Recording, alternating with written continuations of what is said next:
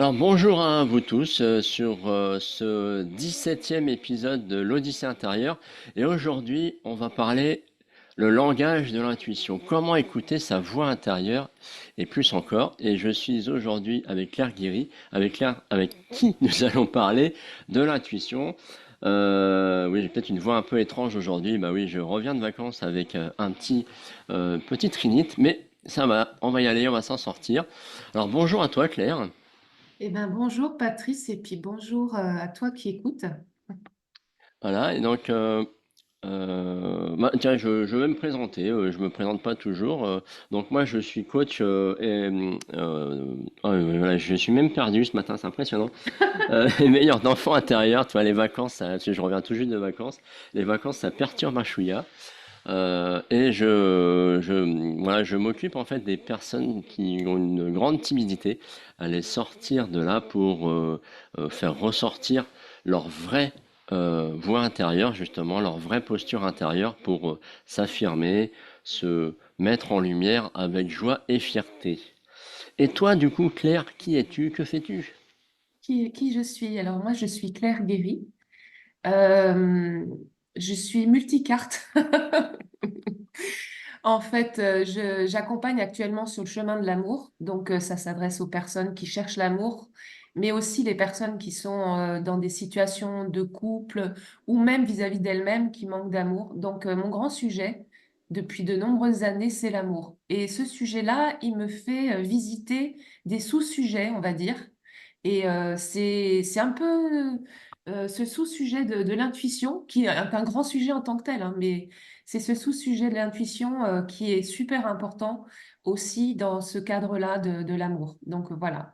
Est-ce que je sais pas si j'ai répondu à ta question? Si, très bien, très bien. Et effectivement, dans l'amour, donc vraiment l'amour du cœur pour fonder une famille, trouver son âme sœur, bah, c'est vrai qu'il y a, je trouve, une part d'intuition où on doit se laisser guider un peu à ce qu'on ressent, à ce que ou pas, pour se dire, comme on dit souvent, ah, c'est la bonne personne ou pas.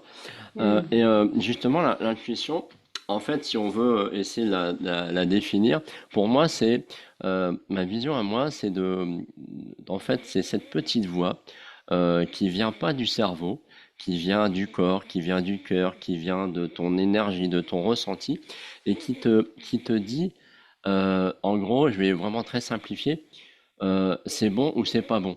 Vraiment, je caricature très vite, mais c'est cette petite voix qui te dit, ah mais oui, c'est là où tu dois aller. Ah, attention, fais attention quand même ici. C'est cette petite voix où quand tu l'écoutes, pour moi, bah tu ressens des frissons qui sont soit des frissons de ouais, ça va être génial, ou des frissons de ah non, il faut pas que j'aille là. Ça va être un peu dangereux.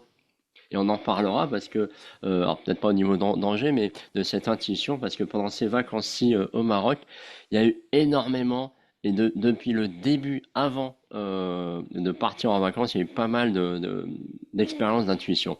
Donc, et toi, Claire, quelle est justement ta vision de comment toi tu vois cette notion d'intuition? Alors, bah, je le vois déjà par l'expérience, c'est-à-dire, comme tu disais, hein, c'est dans l'expérience du quotidien. Et moi, je le vois comme quelque chose qu'on a tous. On a tous, mais on ne l'écoute pas tous de la même manière. On n'a pas tous conscience d'avoir l'intuition et que c'est une guidance, un guidage, un aiguillage intérieur, en fait, qui te fait aller à tel endroit ou pas. Et, donc, en fait, la difficulté, c'est pas tant de se dire je suis intuitif ou pas, mais se dire est-ce que je suis en capacité de le ressentir? Est-ce que je suis en capacité de l'accueillir aussi? Parce que l'intuition peut déranger. Euh, c'est une voix qui n'appartient pas au mental, c'est une voix qui est autre, en fait. Donc parfois, elle te dit des choses et là, et ton mental, il dit non, mais ça, c'est juste pas possible, tu vois. Exactement, ouais. Par exemple, dans cet exemple-là, on peut rentrer dans les exemples directs. Qu'est-ce que tu en penses? Oui, vas-y. Alors, quand je disais je suis multicarte, j'ai peut-être pas suffisamment expliqué, mais j'ai toute une partie de moi qui est très créative. Et dans ma partie créatrice, pardon, J'ai été pendant une grande partie de ma vie artiste plasticienne. Et une des dernières œuvres que j'ai réalisées, enfin j'ai souvent créé de manière intuitive, et puis les artistes sont très intuitifs. Mais une des dernières œuvres que j'ai réalisées, c'est une œuvre complètement intuitive, puisque je m'étais donné un sujet que j'ignorais, dont j'ignorais le contenu, et mon objectif, c'était de découvrir de quoi ça parlait. Et pour être plus explicite, j'ai créé une couronne, donc c'était pendant la crise du Corona en 2020, qui s'appelle la couronne de la souveraineté de l'être. Et je cherchais ce que ça voulait dire souveraineté. En 2020, on se posait pas mal de questions sur ce qu'on a la possibilité de faire ou pas faire, qui décide, qui fait quoi, les lois, etc. Et entre autres, cette question de la couronne et de la souveraineté sont venues me questionner, en fait. Euh, et je suis partie comme ça, de manière intuitive, en créant une couronne. Et cette couronne, elle est composée de 5 panneaux et chaque panneau est rempli de symboles. Et quand je peignais, j'avais pas d'idée du tout de ce qui allait sortir, vraiment. J'ai commencé le premier panneau et de ce premier panneau est sortie une chouette, notamment une chouette avec des beaux yeux dorés. Donc c'est le fameux panneau de la chouette aux yeux d'or qui a tout un tas d'enseignements à nous donner sur la souveraineté. Notamment, pour être souverain, l'idée, c'est de voir clair, c'est de voir clairement là où on est, ce qu'on vient de faire, etc. Je ne veux pas dévier du sujet, mais il est possible que je revienne sur cette couronne parce que cette couronne, elle donne beaucoup d'indications concernant l'intuition. La souveraineté, en fait, elle s'acquiert grâce à cette parole intérieure. Oui. Euh, et Et- il y a tout un panneau. Alors, je peux donner l'exemple, le quatrième panneau qui s'appelle celui de l'âne à 3 oreilles. Alors, quand je peignais cet âne, j'ai bien vu qu'il y avait un âne qui arrivait. Bon, je me suis dit, OK. Mais il y avait 3 oreilles. Et moi, mon mental, il voulait pas 3 oreilles. Il dit, non, mais non, c'est pas possible de peindre 3 oreilles. Un âne, ça a 2 oreilles. Alors, j'effaçais constamment. Je prenais mon pinceau, j'effaçais la troisième oreille. Jusqu'au moment où je me dis non, c'est pas possible. À chaque fois, elle revient parce qu'elle est là. Donc, il faut que j'accepte. Et j'acceptais cette voix. Et c'est le grand enseignement aussi de ce panneau, c'est d'écouter cette voix intérieure, en fait, hein. À la fois en le créant et à la fois dans le message qu'il véhicule, c'est vraiment d'écouter cette parole intérieure. oui, Euh, tu as tout à fait raison en fait. Euh, voilà, ouais, L'importance d'écouter, mais c'est vrai qu'au début, on n'est pas habitué parce que dans notre monde, je parle en France, hein, on n'est pas habitué à écouter cette voix-là puisqu'on est plutôt très ancré dans le mental, dans ce qui est vrai, on va dire vrai dans le sens, on peut le palper, on peut le voir aussi, hein. Souvent, moi je sais que mon père était très dans la parole, je sais pas si c'est vrai ou pas, mais c'est saint Thomas qui disait je crois ce oui, que je vois. oui, Et alors qu'en fait, moi je suis plutôt à dire l'inverse, c'est je vois ce que je crois. Et effectivement, l'intuition c'est ça, c'est de sortir des règles du mental, des règles de ce qui est vrai, justement, de ce qu'on nous a appris, pour dire et si c'était autrement. Et c'est vrai que l'intuition, comme tu l'as si bien partagé par rapport à ta création là, cet âne à 3 oreilles, bah oui, s'il y a 3 oreilles, ça veut dire qu'il y avait peut-être un message ou oui. quelque chose à te partager. Et justement, qu'est-ce que tu as vécu en, en osant finalement laisser aller cette troisième oreille sur le dessin? Mais en fait, c'était une évidence. Je ne pouvais pas lutter, en fait, d'une certaine manière. C'était plus fort. Il fallait... Parce que quand je le mettais pas, je la mettais pas, il manquait quelque chose. Ça n'avait plus de sens. Donc, ce qui voulait se montrer, c'était cette troisième oreille. Et en fait, quand j'ai créé cette couronne, j'avais des informations qui venaient intuitivement, autant par le pinceau, en peignant, autant des mots qui me venaient. Et cette expérience-là était intéressante, mais il y avait des endroits où il y avait des symboles qui ne me parlaient pas moi. Donc je me suis dit, je vais mettre ça sur les réseaux et proposer aux gens qui me suivent de commenter en me disant qu'est-ce qu'ils ressentent, qu'est-ce qu'ils voient sur ce panneau. Et sur le panneau de l'âne à 3 oreilles, il y a eu des choses très intéressantes qui sont venues, des partages très intéressants, notamment un partage qui disait que dans les Andes, quand on veut construire une route, on ne fait pas venir un ingénieur, on fait venir un âne ou un mulet, parce que c'est lui D'accord. qui sait mieux où doit passer la route, parce qu'il a cette capacité de sentir en fait ce qui est juste. Et ça, c'était un premier partage super intéressant. Et un autre partage qui était de dire que euh, je crois que c'est un passage de la Bible qui a été cité, parce qu'il y avait des gens, si tu veux, qui réagissaient, qui avaient des compétences particulières. Il y en a qui étaient plus proches de, justement du contenu de la Bible, d'autres plus des gens plutôt liés au bouddhisme, d'autres, tu vois, chacun, d'autres plutôt l'astrologie. Chacun avait son domaine d'expertise, et c'était très intéressant de voir comment chacun pouvait être un apport super enrichissant. Et par rapport à la Bible, c'était ça, c'était de dire qu'à un moment donné, il y a ce passage où il y a un personnage qui tire un âne dans la rue et l'âne se bloque. Alors on connaît tous cette histoire de l'âne qui est têtu, hein. Donc ça fait partie aussi de cet apprentissage de la souveraineté, c'est de pouvoir en s'en tenir à cette parole intérieure. Et dans la Bible, il est dit que en fait l'âne s'arrête, mais parce qu'il voit qu'il y a un ange au milieu du chemin. Alors que le personnage qui est là à côté ne le voit pas et tire l'âne, veut le tirer contre son gré pour le faire avancer. Donc ça montre bien que cet animal, il a un sens qui pointe vers s'écouter, tu vois, écouter Mhm. cette guidance intérieure qui fait que peut-être on ne voit pas, comme tu disais avec saint Thomas, je crois ce que je vois. Je trouve ça super intéressant ce que tu as dit. Parce que c'est presque l'histoire de ce qui vient contrer notre intuition. Et je voudrais parler de Descartes juste après. Ok. Euh, euh, je crois ce que je vois. Alors, Orlan, lui, il n'avance pas parce qu'il a une perception, il fait conscience à cette haute perception, une autre faculté qui est certes moins tangible que, par exemple, la vue, que l'odorat, encore que, n'oublions pas, que dans l'ouïe et l'odorat, l'ouïe, on n'entend qu'un certain spectre de fréquence, et dans pas l'odorat, je parle pas de l'odorat, pardon, de la vision. Et la vision, c'est pareil, on a un certain spectre de la lumière qu'on capte, le reste, nos yeux n'ont pas les outils pour capter toutes ces fréquences. Donc, il y a des fréquences, il faut jamais oublier qu'on a ça, qui sont en dehors de notre boîte à outils, mais qui pour autant existent. Ouais. Et donc, quand on parle de voir ou d'entendre, de quoi parle-t-on en fait? Mais Que- en fait, c'est exactement ça. Euh, Parce que par rapport au voyage à Marrakech qu'on a fait, qui a commencé euh, sous des trucs un peu bizarres, euh, en fait, moi j'avais ressenti, parce que vraiment pour synthétiser, c'est la seule fois au fait, où ma femme s'est fait appeler au téléphone à son boulot pour des voyages, etc. Puis, il y a eu plusieurs échanges, puis elle a fini par un jour à écouter cette personne-là. Et on a pris rendez-vous à la maison, on a écouté. Et puis finalement, on a été sur ce voyage-là. Mais à peine payé quand même, je me dis, il y a un truc que... Et puis pour l'instant, moi je suis un peu à l'apprentissage de mon intuition. Il y a des choses que je sens bien et et des fois j'ai du mal à suivre. Et voilà, et puis on avait quand même payé déjà la partie hébergement.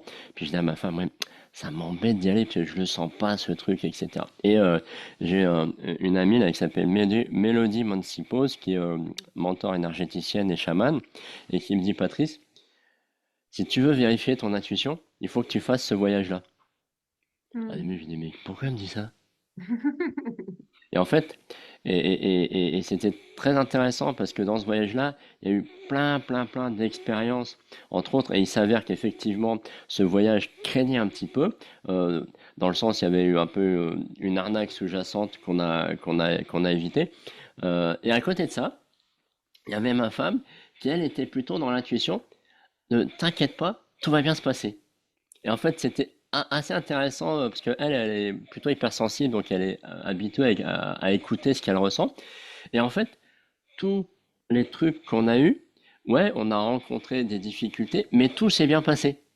C'est ça qui était hallucinant. Et donc, c'était intéressant de voir que dans ces deux intuitions qui étaient un peu opposées, moi, si j'avais écouté mon intuition, en fait, finalement, j'aurais fui l'expérience. Alors qu'en fait, le fait d'y aller avec cette intuition-là, je suis aussi parti avec une préparation mentale en me disant, ben, voilà que je voulais vivre cette expérience avec l'esprit ouvert, avec l'abondance, avec l'accueil du moment présent. Et ça a été extrêmement enrichissant. de vivre ces moments d'intuition, de ressenti, de dire on n'y va pas, de refuser certaines choses, d'accepter d'autres, de sentir des fois qu'il y avait un petit truc pas sain, mais d'y aller quand même. Et tout ça, c'était vraiment extrêmement enrichissant.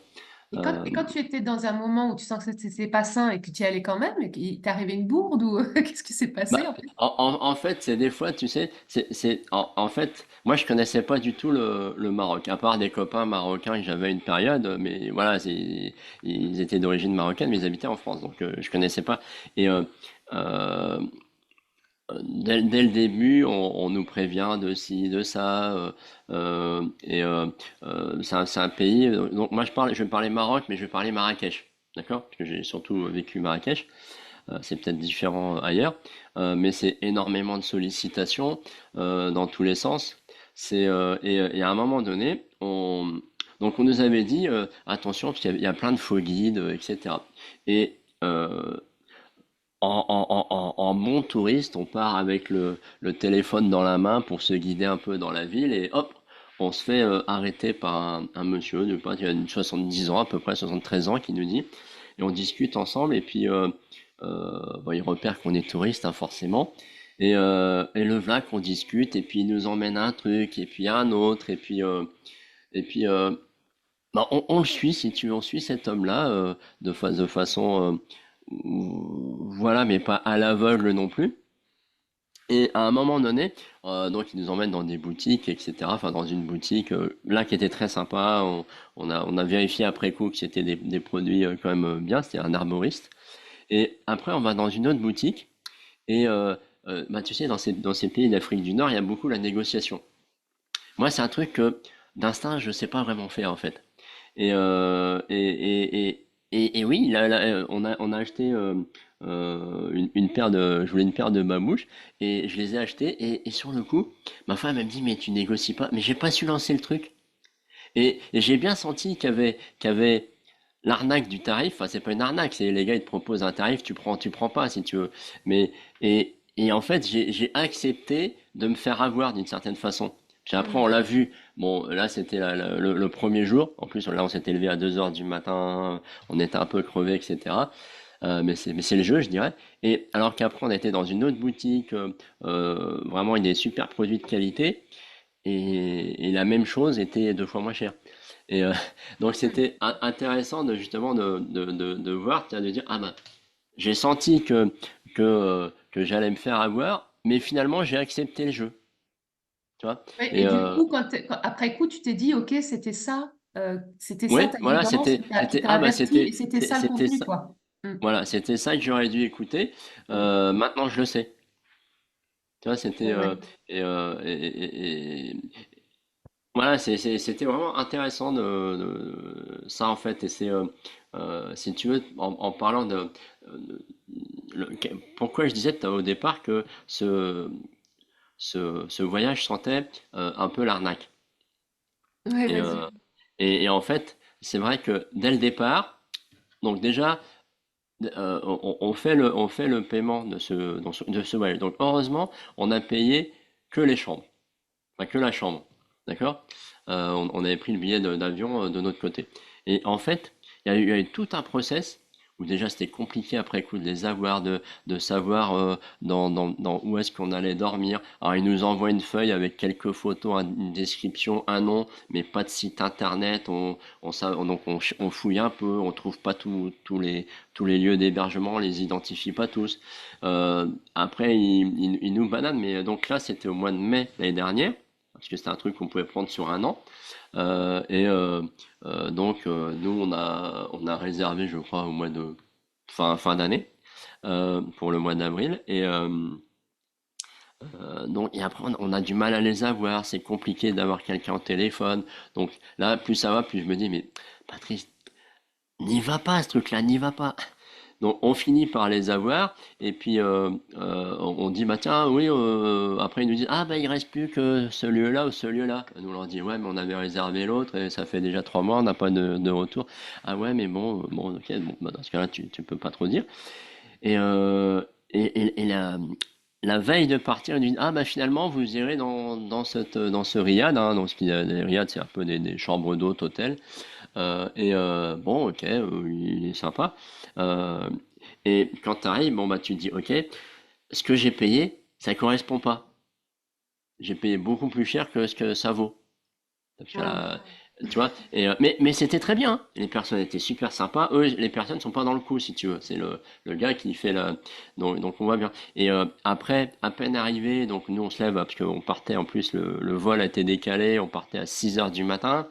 Donc on avait 1 heure de route, donc on s'est levé à peu près à 2 heures ou 2 heures et demie, je sais plus. Donc voilà, le trajet, l'avion, on arrive. À peine arrivé, il y a un gars qui vient pour nous vendre des excursions, dont on voulait en faire, donc un peu fatigué. Là, mon intuition, je la ressens même plus. Et on prend deux, trois excursions. Bon, on s'est aperçu qu'on a payé un peu plus, mais c'était super, quoi. C'était vraiment. Mais ça va. Et c'est surtout après, euh, euh, tu sais, dans ces trucs-là, ils te disent que il faut que tu participes à une réunion, machin. Bon, moi je dis ok, s'ils veulent. Et puis, il s'est passé un truc extraordinaire. C'est que euh, le lundi, le lundi donc de cette semaine, une nana vient. Et puis elle nous dit au téléphone, oui, je vais passer lundi vous voir parce qu'on fait une enquête sur les agences de voyage au Maroc et il y en a 6 qui ont retenu notre attention. Nous, on est mandaté par euh, la chambre de tourisme. Et voilà, parce que vous avez payé plus cher que prévu et on est là pour voir, étudier votre dossier et vous rembourser le surplus ou la totalité du truc. Alors avec ma femme, on se dit, bon, ok, super, abondance et tout, mais warning quand même. Et puis quand cette femme est arrivée, ce qui est paradoxal, c'est qu'elle s'est auto-sabotée, en fait. Parce que elle vient, puis elle posait des questions qui étaient vraiment impressionnantes, parce que elle a posé des questions un peu sur euh, euh, de la finance.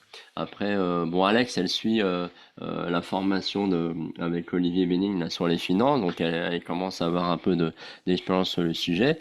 Et puis là, elle me fait des signes, elle me dit il y a des trucs bizarres par rapport à ce qu'elle disait, les liens entre les sociétés.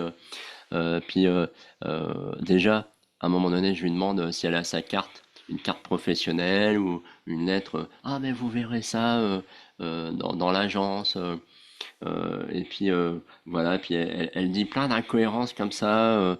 Et c'était vraiment bizarre. Et puis bah, elle nous dit, bon, bah, on se voit, je sais plus quand, c'était mercredi à 10 heures. Moi, je dis ok, si vous voulez, ok. Et puis on réfléchit quand même. Et en fait, le mercredi, c'était apocalyptique. Parce que les gars, donc on envoie un message pour dire, bah non, finalement, on a décidé qu'on vient pas à la réunion.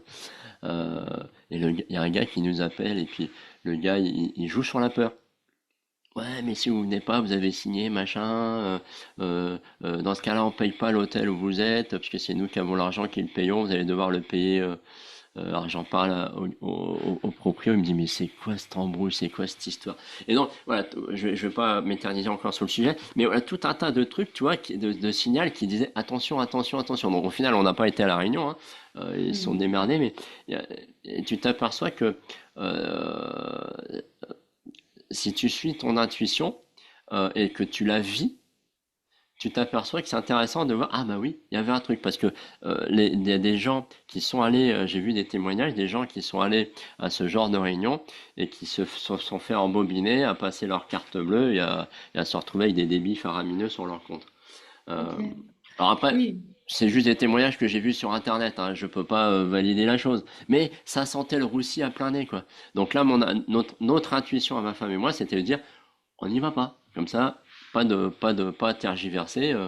Et voilà, c'était entre autres une expérience intéressante de suivre et d'écouter. Et le fait pour moi, effectivement, de dire, ah bah, c'est vrai, t'avais vu juste. Hmm. Oui, T'avais est-ce que vu tu, juste. peut-être de le fait de ne pas être allé, tu t'es senti, tu as eu un mouvement de ton cœur est soulagé? Il se passe quelque chose? De quoi à la réunion? Corporellement, est-ce que tu avais un signal intérieur de prendre cette décision de finalement pas aller à cette réunion? Ça a fait quelque chose au niveau de ton cœur ou ça? Ah bah oui, oui, tout de suite, déjà. déjà pendant l'échange avec cette dame-là, qui était toute mielleuse, toute gentille, puis tu sais, puis, elle nous disait, mais vous avez une carte Gold ou une carte normale? Hmm. Elle dit, pourquoi elle pose cette question-là? C'est quoi le rapport? Et- Et en fait, on a compris avec l'échange qu'il y a eu le jour même au téléphone, c'est qu'elle testait notre pouvoir financier ouais, ouais. pour voir les choses. Et en fait, pour répondre à ta question, bah oui, déjà, il y avait un warning dans mon cœur qui disait, ouh là là là là là là, c'est un traquenard, tu vois? Hmm. Mais Et tu le l'as fait, pendant est-ce que tu en fait moi je pose la question pour essayer d'être vraiment dans le repérage de ce qui se passe au niveau des signaux corporels, tu vois, parce que ouais. l'intuition, elle peut parler avec des petits signaux incorporels qui parfois, si on n'est pas attentif, passent inaperçus, tu vois. Ah bah Et là, parfois, j'avais c'est le, très criant. En revanche, parfois, c'est très criant, tu vois. Ah bah, là, j'avais le plexus solaire qui se refermait, si tu veux. Ouais. Et là, j'étais plutôt en mode, tu sais, je suis dans un traquenard avec mon épée, mon couteau, et voilà. Et je m'étais verrouillé. J'ai senti, je me verrouillais. Juste être, Mm. et j'étais, et ce qui était impressionnant, c'était que j'étais encore plus à l'écoute de tout Ok, ce qu'elle disait. intéressant. Ouais, c'est vrai que Et ça, ouais, dans, excuse-moi, dans ce que tu dis, moi, ça me fait vraiment penser, notamment quand tu es en voyage, parce que quand tu es dans ta routine quotidienne, tu connais tes trajets, tu connais les gens que tu côtoies, tu as très peu d'incertitudes, en fait. exactement. Donc t'enfermes dans ton ronron, et c'est que quand tu vas sortir de ton ronron quotidien, donc notamment quand tu pars en voyage, où justement cette guidance-là, l'aiguillage, il est super important. Et je trouve que tu en fais une super illustration de c'est pas ces 10 jours, je crois, hein, t'es parti, t'es une semaine? 7 jours, 7 jours. Ouais, en guidance. Moi je suis pas dans ma zone de confort non plus, là d'où je parle, puisque je suis venue, j'ai traversé la France pour venir faire une formation ici dans le sud de la France. Et quand je sors, j'active en fait ma guidance, tu vois. Je dis, bon, alors là, maintenant, qui, quoi, quand, tu vois. Et je me mets à l'écoute, comme tu dis, on se met en mode vigilance en fait, plus. Et du coup, on est beaucoup plus à l'écoute, tu vois. On Ouais, développe les grandes oreilles, les grands yeux, la troisième exactement. oreille, tu vois, et on fait agrandir nos perceptions en fait. Oui, c'est vrai. Puis moi, je vois, moi qui suis plutôt un introverti, même si j'ai énormément évolué de ce côté-là, aller vers les autres, c'était toujours un challenge. Mais là, c'est pour ça que je pense que j'ai aussi eu cette rhinite allergique. Euh, ça m'a épuisé énergétiquement parce que tu as énormément de sollicitations. Mm. Mais c'était intéressant. C'est pareil, c'était de se laisser. J'étais vraiment parti en me disant, ok, tu as accepté ce voyage, le rejette pas. Même si ton intuition te dit attention, ok, tu sais qu'il faut faire attention, mais vas-y pour vivre le moment présent, pour vivre une abondance quelle qu'elle soit, pour vivre voilà euh, la découverte, etc. Et c'est vrai que du coup, c'était tout le temps parce que tu te retrouves tout le temps, surtout quand tu vas il y a une place principale à Marrakech où bah, c'est très touristique, donc qui dit très touriste dit gens qui ont de l'argent. Là-bas, on s'est aperçu qu'il y avait vraiment deux mondes à deux vitesses complètement différentes, hein, ceux qui ont quasi rien, même pas de chômage, et ceux qui ont l'extrême abondance, quoi. Et donc forcément, ils sollicitent. Mais ce que j'ai aussi apprécié, ce qui est intéressant, c'est de voir que ces gens-là, ils te sollicitent pour te vendre un petit truc, etc. Mais si tu leur dis non, c'est bon. Mm. Par rapport à d'autres pays que j'ai fait où là, ils sont là en train de te courir après pendant 3 kilomètres pour récupérer une petite pièce. Là, tu leur dis non, gentiment, voilà, c'est bon. Mm. Mais c'est vrai que ça, quand t'es pas habitué, t'as ton intuition qui est toujours là. Attention, attends, il va te demander quoi, il va te faire Ah, quoi, attends. Et ouais. donc, t'es même en surexploitation, pas en exploitation, mais en surdemande de ton intuition. Ouais, en survigilance. Mais c'est Voilà. ça quand tu traverses des lieux qui sont pas sécures. Je pense que tous ces phénomènes-là de supervigilance et d'augmentation des perceptions est exacerbés. Et du coup, c'est peut-être aussi ces moments-là. où finalement tu peux plus avoir de réponses, ou en tout cas tu es plus à l'écoute du coup, Oui, hein. Parce que si tu es dans un pays où, qui est pas sécure, tu peux jouer ta vie derrière, tu vois. oui, tout à Et, fait, tout à fait. donc c'est quand même, quand Mais t'as pas c'est, les moyens mentalement, parce que t'as pas les codes, t'as pas hmm, les moyens, t'es dans un pays étranger, t'as pas les codes, donc t'as pas les moyens, t'as pas le moyen mental, ton mental est désarmé en fait, tes repères habituels, sauf si tu prends quelques infos à l'avance, mais est-ce bien suffisant? T'as pas les codes qui vont te permettre de réagir pour une chose ou une autre, et en plus rapidement. Et donc, c'est quand tu es quand tu es dans l'hypervigilance, c'est épuisant, comme tu dis, hein, parce que ça demande à décupler énergétiquement ses perceptions.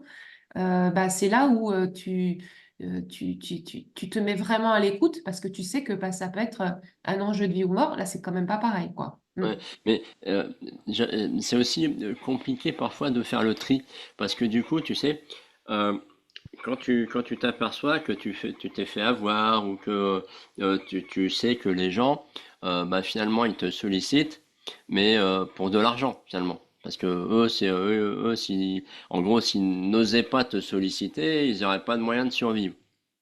D'accord? Ils auraient pas leur petite pièce, ils auraient pas leur argent. Alors, je dis pas qu'ils sont tous à avoir besoin de cette petite pièce, mais et donc après se joue l'enjeu de dire ah ouais mais je fais confiance à qui? Bah ouais, à Et toi. voilà, non mais des fois tu te dis Ouais. Bah, euh, bah, mais la réponse, elle est là.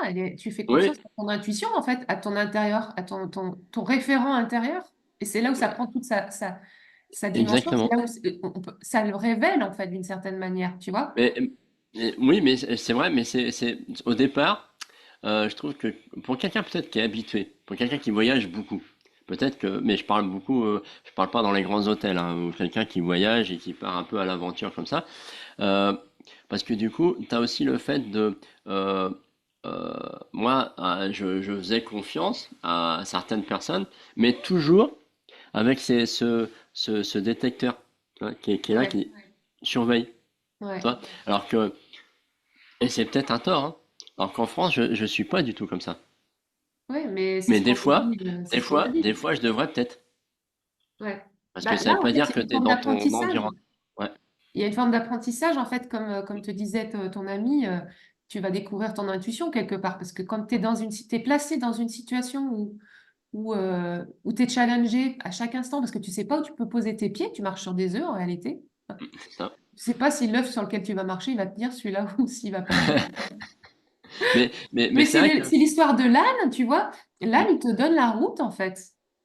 C'est lui qui a la perception. Si tu montes sur le dos de l'âne, il va te monter il va t'amener sur une route sécure.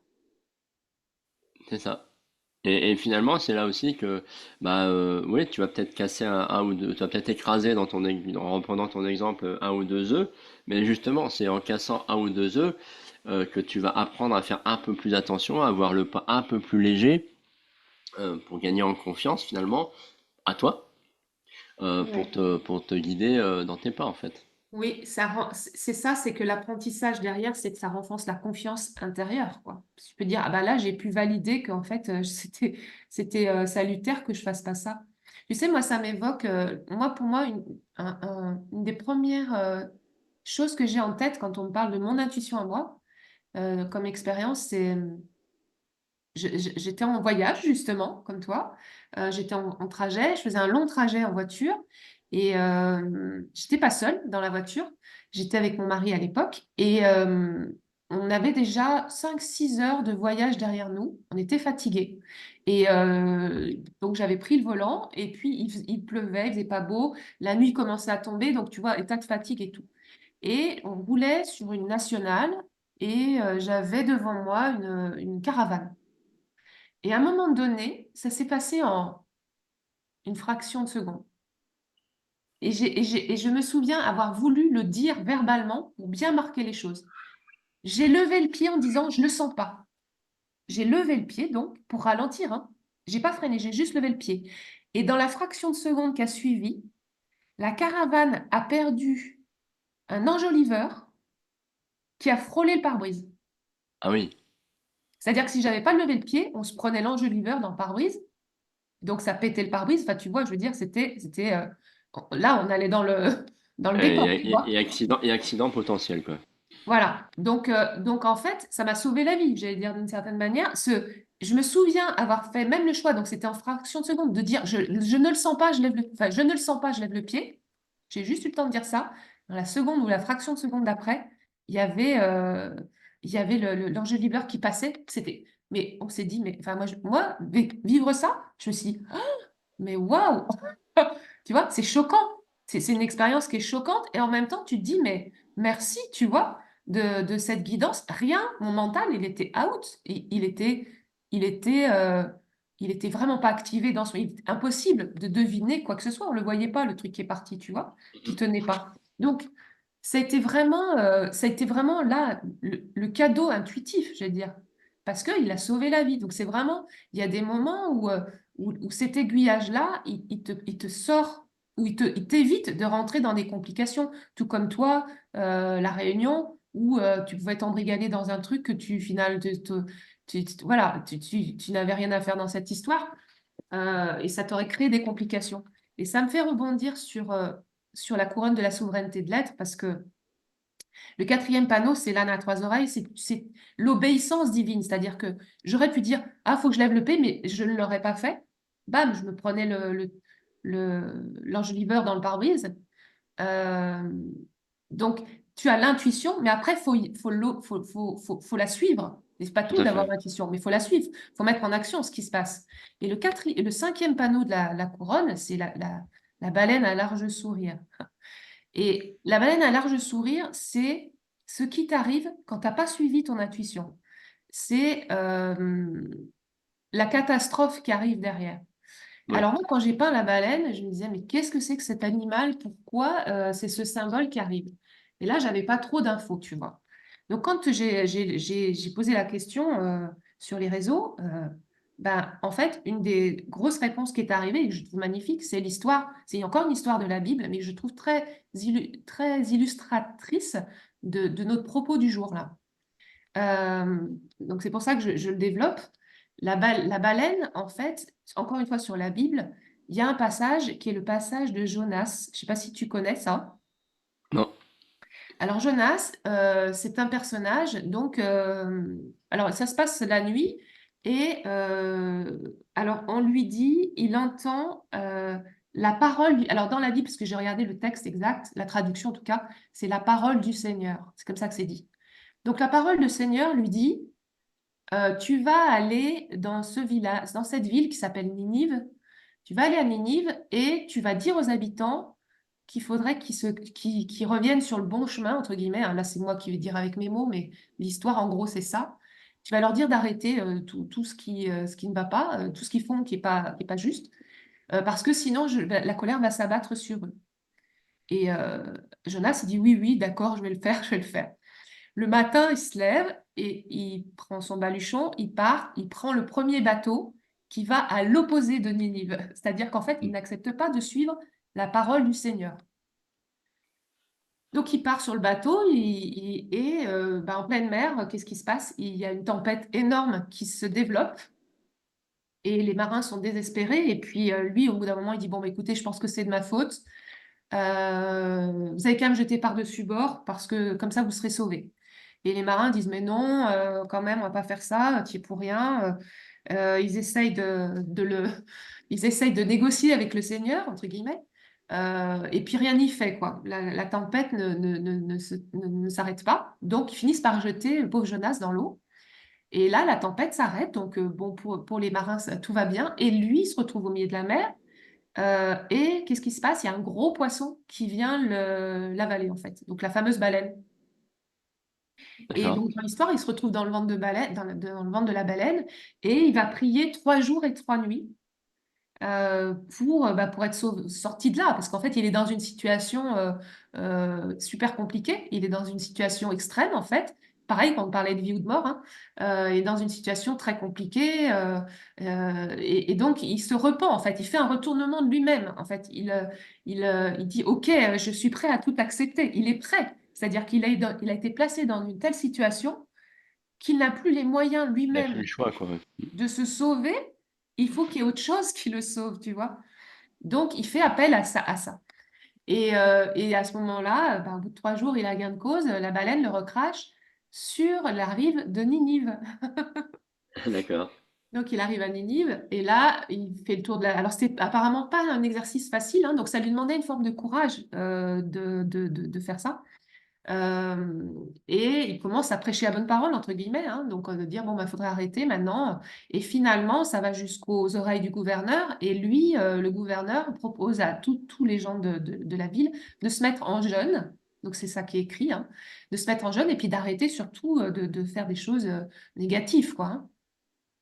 Et de ce fait, ben, ce qui est dit dans l'histoire, c'est que ça évite à la ville ben, d'être dans une forme de catastrophe. Alors, la catastrophe, je ne sais pas laquelle elle aurait pu être. Ça aurait pu être une épidémie, ça aurait pu être, tu vois, si c'est des gens qui manquaient d'hygiène et qui se mettent à avoir d'hygiène, bon, bah, tu vois, ils sont épargnés d'une certaine manière. Pour donner, ça, c'est mon interprétation, hein, pour un exemple. Mais Ouais. Mm. donc, et puis lui continue son chemin. Donc, en fait, c'est ça l'histoire de Jonas, c'est de se dire la parole du Seigneur, que moi j'interprète comme l'intuition. C'est-à-dire cette voix qui parle à l'intérieur de nous, qui nous dit fais ci, fais ça, tu vois, qui demande une forme d'obéissance, tout comme l'âne eh ben, va obéir, c'est-à-dire que dès qu'il entend, il s'arrête, il obéit, il cherche pas à comprendre. Et qui t'évite de te retrouver, si tu n'écoutes pas l'information qui peut être répétitive et qui va prendre une forme graduelle dans la matière, qui va te causer de plus en plus de difficultés, en fait. Donc, si tu n'écoutes pas ça, tu vas te retrouver dans le ventre de la baleine, tu auras tes 2 yeux pour pleurer, et puis surtout tes 2 mains jointes pour faire ta prière et te demander au secours, tu vois, parce que tu n'auras pas d'autre solution. Et donc ça, c'est le cas extrême, si tu veux, mais c'est extrêmement intéressant de voir que dans cette couronne de la souveraineté, il est mis en avant le fait de l'intuition comme un outil de souveraineté. Parce qu'on parle Oui. beaucoup aujourd'hui maintenant de souveraineté. C'est quoi la souveraineté? Pour moi, la souveraineté, c'est pas faire ton potager, tu vois, parce que c'est l'autonomie, ça, c'est autre chose. L'autonomie alimentaire n'a rien à voir avec être souverain. Non, tout à Tu fait. vois. Non, non, Et, mais euh, et être souverain, c'est notamment faire confiance à son intuition, sa parole intérieure, la parole du Seigneur. ouais, ça, en fait, c'est quand on dit c'est vrai, être souverain, c'est aussi un peu le fait de reprendre son pouvoir. Mais c'est vrai que souvent, on reprendre son pouvoir, mais c'est ça en fait, De c'est quoi reprendre parle-t-on? sur Oui, de l'écoute de quoi? soi. C'est ça. De reprendre son pouvoir, c'est surtout, là, j'ai une personne sur les réseaux qui parlait de être souverain, c'est obéir. Hier, qui a publié ça, je dis, mais c'est magnifique, c'est exactement ça. Être souverain, c'est obéir, mais à qui, à quoi? Bah, à son intuition, en fait. Mm. Donc, c'est suivre sa guidance. Donc, on en revient au sujet du jour, c'est l'importance de l'intuition, en fait, qui va nous donner notre guidance. Mais pourquoi cette intuition, elle est importante, en fait? Pourquoi dans l'être souverain, l'intuition est importante? C'est parce que, alors là, je te donne des infos sur la couronne de la souveraineté. Qu'est-ce que ça apporte, en fait, cette souveraineté? Ça apporte à être pleinement qui on est en fait. L'intuition, sa guidance, son objectif, c'est de nous réunir intérieurement, c'est de créer une unité avec notre être profond. L'être souverain, c'est l'être. Et l'être, c'est pas notre mental, c'est quelque chose qui est beaucoup plus large, qui vient euh, chercher des zones qu'on ne connaît pas avec notre mental, qu'on ne connaît pas avec notre, euh, notre expérience euh, éduquée, tu vois, avec nos références sociales, c'est quelque chose qui est beaucoup plus large, tout comme l'expérience que je t'ai transmise sur le fait d'être protégé dans la voiture en Mhm. levant le pied. C'est une expérience qui va chercher des connaissances beaucoup plus larges, qui dépassent ma personne. C'est-à-dire que ma personne n'était pas en mesure de me mettre en sécurité. Mon mental ne savait pas faire. En revanche, ce sont d'autres facultés. euh, Certains parlent de faculté d'ailleurs mentale supérieure pour l'intuition. Faculté mentale supérieure, c'est-à-dire que c'est une faculté qui est là, qui est présente et qui va agir parfois dans les cas d'extrême urgence comme là. Moi, ce que j'appelle l'intercession divine, il y a aussi ça dans la couronne de la souveraineté, il y a des temps d'intercession divine où il y a quelque chose qui se passe où tu es tiré de quelque chose, tu vois, très rapidement, parce que c'est urgent. Mais tu as aussi le sixième sens qui se fait au fil de l'eau, où tu vas plutôt naviguer, suivre ton flot, en fait. Quand tu suis ton flot, tu suis ta guidance, tu suis ton intuition, et t'es guidé vers qui tu es pleinement. Et c'est pour moi ce qui t'amène vers la joie, ton être. Quand tu es dans ton être-té, être intérieur, tu es dans la joie en fait. Et c'est pour ceux qui ont du mal peut-être à se dire oui, mais c'est quoi mon intuition? Déjà, c'est pas le mental qui va le donner la réponse, mais par contre, en termes de réponse, si tu vas vers ta joie intérieure, si tu nourris ta joie, parce que la joie, la joie, c'est quelque chose, c'est pas être heureux, ça n'a rien à voir. La joie, c'est un attribut de l'être. Quand tu es dans la joie, tu es dans ton être-té, tu es dans qui tu es pleinement. Donc, c'est un indice extrêmement important pour détecter ça. Pour les gens qui sont en recherche, quand on parle d'odyssée intérieure, parce que c'est le thème du podcast, dans l'odyssée intérieure, une des guidances importantes, c'est de suivre sa joie. Ouais, ouais. Non, mais c'est très intéressant. Merci pour ce partage-là. Et ça permet pour moi d'aller, je dirais, à une autre approche un peu de l'intuition, qui est l'intuition parce que tu vois. Tu sais, tu peux suivre ton intuition par rapport à des symboles que tu récupères. Et je pense entre autres, ça peut être une approche par rapport aux animaux totems, ça peut être par rapport à d'autres infos de chamanisme, par exemple. C'est quoi ton retour là-dessus? Alors, vas-y, reprécise, parce que là, j'arrive pas à comprendre ta question. Ouais, en fait, moi, je vois, j'ai eu plusieurs aussi des expériences que je me suis intéressé aux animaux totems, par exemple. Ouais, L'animal totem, par exemple, peu importe, hein, si je prends par exemple l'ours, bah c'est sûr que on dit il faut voir l'ours. Mais l'ours, tu vas pas voir d'ours dans la ville. Hein, si on est des citadins, mais tu peux voir plein de symboles tu peux voir le symbole, une image d'un ours, un autocollant, une sculpture, une tête, voilà. Et en fait, ces animaux totems, par exemple, pour prendre ce truc-là, sont aussi là pour t'aider un peu tu parlais de guidance, mais aussi, c'est un peu pour moi aussi comme l'intuition, c'est-à-dire, c'est s'ouvrir justement à ce qui n'est pas forcément visible pour t'aider à suivre ta voie, la bonne voie, en fait. oui, Est-ce que je suis plus oui, clair? ok, ouais. Bah, pour moi, les animaux totems, ça va être, c'est un support comment dire, c'est un support d'énergie particulière et singulière. Si par exemple tu prends l'exemple de l'ours, si ton animal totem c'est l'ours, il a certaines caractéristiques et donc c'est ces caractéristiques-là, soit que tu vas intégrer, soit tu les as déjà intégrées et tu vas avoir des manières d'agir qui sont proches de sa sagesse en fait. Euh, moi, j'ai souvenir d'un échange par rapport à quelqu'un qui parlait de son animal totem, justement, qui était la chouette, justement pour reparler de la chouette, ou le hibou, et qui avouait de temps en temps se mettre dans son placard. Mais elle comprenait pas pourquoi elle se mettait dans son placard dans le noir, mais elle avait besoin de ça. Et jusqu'au jour où elle a compris que l'animal totem, c'était la chouette. Donc en fait, Mhm. c'est intéressant parce qu'elle se rechargeait dans son placard dans le noir, et parce qu'elle avait complètement intégré l'attribut de la chouette, qui est un animal nocturne, et que la journée, eh ben, elle se met elle les sort pas, quoi. Donc quand on est dans des... Moi, c'est une dimension supérieure qui va donner une couleur, une coloration à la façon dont tu peux être, la façon dont tu peux aborder la vie, euh, qui va te donner des indices par le biais de cette coloration, en fait. Et ça peut expliquer des moments donnés, tu vas changer complètement de qualité d'être parce que tout d'un coup, ton animal totem majeur a changé. Mhm. Imagine, tu passes de l'animal totem de la chouette à le lézard. Ouais. Le lézard, il se met à la lumière, il se met au soleil, il se met, tu vois, et ça n'a plus rien à voir. Et du coup, ton habitude, elle va changer. Tu vas être dérouté par rapport à ça. Donc ça donne des colorations, des, des attitudes de façon d'être. Mais c'est pour moi des moyens. Enfin, c'est des moyens, mais c'est des moyens d'empuissancement aussi. Parce que quand on a Oui, tout à fait. conscience, déjà, Bah, tu es moins dans le jugement de toi-même. Parce que c'est pas très valeureux de se dire bah, je vais me mettre dans le placard. Qui va pouvoir entendre ça? Tu vois?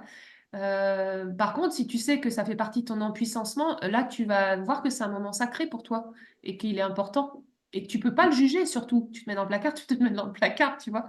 C'est donc je sais pas si on est vraiment en lien avec l'intuition dans ces exemples-là, mais Bah, pour moi, alors c'est vrai qu'on dévie un petit peu, mais je voulais en parler parce que pour moi, c'est quand même en lien dans le sens où, euh, après, c'est dans le sens de suivre ou pas ce que tu ressens. oui, oui, Je pense à une expérience pour moi qui m'avait bien surpris.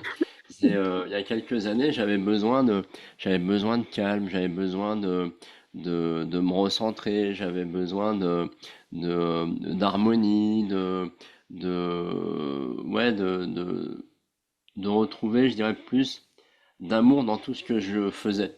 Et j'étais parti en vélo avec voilà un petit pique-nique tranquille tout seul. Et puis je m'arrête dans un champ, dans un espace où il n'y avait pas grand monde, au bord d'une rivière là.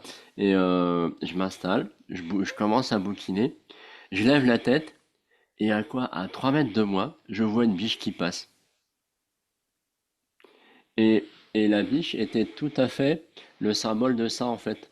Et en m'y intéressant, je me dis, bah oui, c'est moi qui suis tout le temps à avoir besoin, à ressentir être dans le mouvement. Là, ça m'a fait comprendre, si tu veux, le fait de suivre cette, peut-être cette intuition que je ne suivais pas, de hmm, dire, Patrice, c'est le moment de te poser, d'être au calme, de ralentir, de mettre plus d'amour dans toi et aussi dans ce que je fais, mais avec plus de calme.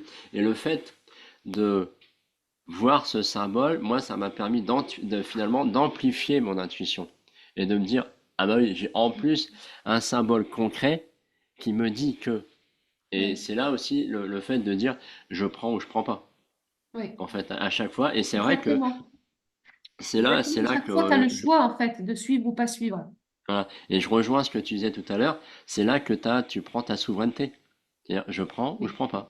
Oui, exactement. Parce que si tu la prends pas, qu'est-ce qui te guide? En fait, si tu suis cette intuition, alors tu vas te retrouver peut-être face à la culpabilité. Parce que, ralenti. Ah non, on est dans une société du faire où tout s'accélère en plus, donc tu es à contresens complètement. Mhm. Donc tu peux avoir la culpabilité qui arrive, tu vois. Là, c'est là où le fait de suivre son intuition demande une forme de courage, tout comme Jonas qui a pris ses jambes à son cou pour aller à l'opposé hein, de ce qui est de sa parole intérieure, de sa guidance. Au final, il en a payé le prix. Mais j'ai récemment écouté une conférence qui était très intéressante, qui parlait de douleur propre et de douleur sale. D'accord. Alors, j'aime bien cette image. Et la douleur propre, enfin, la douleur sale, c'est justement quand tu suis pas ton intuition. Quelqu'un qui, euh, qui vit en couple, pour reprendre le thème de l'amour, et qui ne se sent pas bien dans son couple, et qui a cette intuition que ça le fait pas, en fait. On ne peut pas rester dans cette situation, mais qui y reste quand même, pour des raisons particulières, que son mental va lui dire, alors que Mhm. son intuition lui dit d'arrêter. Donc, on est dans une fausse dualité, hein, parce que, en fait, on est dans effectivement deux voies, mais qui n'ont pas la même valeur. Il y a une voix qui va parler de l'être et l'autre qui va parler des injonctions sociales, qui va parler de la raison, qui va parler du calcul. Et cet homme qui est en conférence parlait de la douleur sale, disait bah, si tu restes dans ce couple qui ne t'apporte plus rien et qui en plus est délétère pour tout le monde, tu vis une douleur sale parce que bah, c'est toutes les conséquences de ça. Tu vis pas d'amour, tu vis pas ton plein potentiel, tu n'es pas dans la joie, donc tu t'éloignes de ton être-té. Donc tu peux le payer par de la maladie, par des accidents, par tout un tas de phénomènes type baleine, tu vois. Oui, oui, Donc, tout à fait. donc Ouais, c'est intéressant voilà. ça. Et par contre, hein, si en revanche, tu te dis, OK, je prends acte, je me sens pas bien là dans ce qui se passe, alors tu peux aussi te dire, bon, je vais tout faire pour, je vais chercher un thérapeute qui va m'aider, par exemple, ou qui va faire une thérapie de couple, etc. Bon, si tu as essayé tout ça et que tu as quand même ton intuition qui te dit non, et que tu suis ton intuition, alors attention, hein, je dis pas, faut se séparer, hein, mais je reprends l'exemple de monsieur en l'occurrence, Ok, ça va te demander une dose de courage parce que peut-être tu vas aller en dehors des injonctions de la société.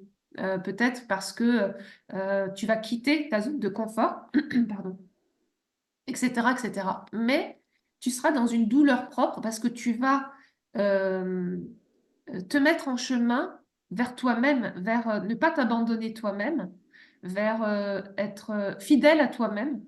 Euh, et du coup, tu renforces cet état d'être-té. Et ça demande une dose de courage. La douleur propre demande une dose de courage, tout comme Jonas, qui finalement a compris la leçon, se dit, bon, ok, je vais quand même y aller, même si j'ai la trouille, hein, d'aller parler aux gens que je connais pas à Ninive. En plus, potentiellement, c'est des gens qui sont peut-être pas très sympas parce que s'ils ils font des choses négatives, ben, j'ai peut-être un risque dans cette affaire, mais il y va. Donc, en fait,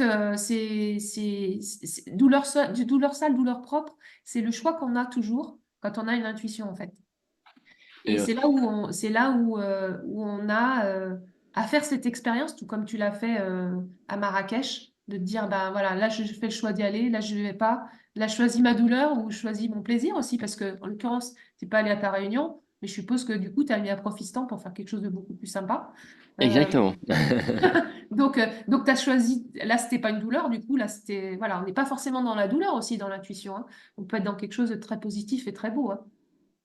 Tout à fait. Et justement, par rapport à ça, qu'est-ce que pour toi, comment euh, qu'est-ce que tu partagerais pour quelqu'un qui nous écoute, là, pour la personne qui nous écoute et qui, pour elle, l'intuition, bah,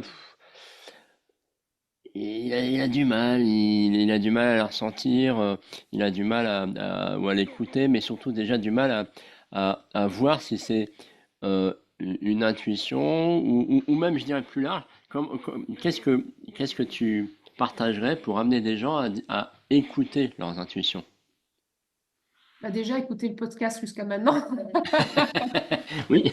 parce qu'on a quand même donné beaucoup d'infos, et surtout que dans des cas Ouais. extrêmes. Non, mais je veux dire, si avais quelques clés Ouais, essentielles en... des clés, des tips là. Ouais, Euh, Bah, l'intuition, ça demande de se faire confiance, de faire confiance en soi. C'est quoi soi? C'est pas le petit moi, le petit je, en fait, c'est c'est le grand, c'est celui qui dépasse sa personnalité. Donc ça veut dire potentiellement prendre des décisions qui ressemblent pas, pardon, oh là là, j'ai le chat dans la gorge, pardon, des décisions qui ressemblent pas forcément à l'image qu'on se fait de soi. Ça, c'est sûr. Et parfois, pour certaines personnes, en fait, c'est difficile de rentrer à l'intérieur de soi. Pourquoi? Parce que souvent, l'expérience intérieure et l'expérience corporelle a été source de souffrance. oui, Donc là, il y a des barrières immédiates qui se mettent. C'est, oula, si je rentre à l'intérieur de moi, si je m'écoute, là, tout d'un coup, tout va déballer en termes de souffrance. Donc là, on est dans des cas particuliers où il y a eu des traumatismes intérieurs. Donc ces traumatismes, ils parfois nous bloquent dans le fait d'accéder à cette intériorité. Parce que ce qui est demandé pour aller vers l'intuition, c'est d'ouvrir cet espace, un espace de disponibilité intérieure pour ça. oui. Mm. Et ça, c'est pas toujours facile. Donc si c'est difficile, déjà, c'est peut-être se dire qu'il y a effectivement une problématique interne qui fait que pour y accéder, c'est compliqué. Moi, je me souviens une personne qui venait à l'époque où je proposais des constellations familiales, c'est ce que j'ai fait aussi longtemps, qui a développé chez moi cette perception, cette capacité de perception et de ressenti, il y a une vingtaine d'années, hein. Ça, c'est l'autre partie des multicartes dont je parlais, qui disait qu'elle était coupée, cette personne-là, elle était coupée par la moitié de son corps. Elle sentait le haut, mais pas le bas. Mm. Et du coup, qu'est-ce qui se passe avec le bas? Euh, Bah, l'expérience a montré qu'en fait, cette personne-là, elle avait eu plein d'abus dans son enfance. Mais ça, en fait, elle l'a reconnu des années plus tard. Et elle a eu cette information des années plus tard. Donc, on peut avoir des sentiments difficiles avec la question de l'intériorité. Parce que, ce que je viens de dire, par rapport à, il y a eu une expérience à un moment donné qui a laissé une trace parce qu'elle n'a pas pu être surmontée. de manière, peut-être parce qu'il y a eu des conditions très difficiles, traumatisantes, et donc ce qui crée la difficulté d'aller vers l'intérieur. Après, si c'est une question simplement de confiance oui, mais tout ça, c'est des histoires. On est dans l'idée du Saint Thomas encore, le tangible et l'intangible. Quand on Ouais, parle de toucher, c'est un sens. On touche. On sait que là, si je touche la table qui est devant moi, je la touche avec mes doigts. Je suis dans le tangible. L'odorat, j'entends. Encore que tout à l'heure, j'ai dit que l'odorat n'entendait pas toutes les fréquences. Les chiens, par exemple, entendent des fréquences que nous, on n'entend pas. tout à fait, oui. Euh, Pardon, pourquoi je me trompe? Je parle d'odorat et je pense oui. Oui, tu parles Et ça d'Aura fait et c'est deux de fois. Louis. Oui, oui, je sais pas pourquoi. Voilà. La vue, c'est pareil. Donc, il faut bien avoir conscience qu'on a des moyens de détection conscients limités. Donc après, quand on sort de ces moyens de détection, c'est les autres, et l'intuition fait partie de ces moyens de détection. Et là, je vais parler d'une expérience, parce que en préparant un peu ce rendez-vous d'aujourd'hui, j'ai cherché un peu, je me suis dit, on va parler de tangible pour ceux qui n'y croient pas et tout ça. Il y a énormément, énormément de recherches scientifiques en fait sur le thème. Énormément, ça intéresse énormément les chercheurs. C'est absolument hallucinant. Le nombre de livres aussi qui ont été édités là-dessus. Et il y a une recherche scientifique, moi, qui m'a marquée, qui s'appelle, c'est le jeu de l'Iowa. Iowa, I-O-W-A, c'est une université aux États-Unis. C'est une expérience qui a eu lieu en 98 par Alain Damasio.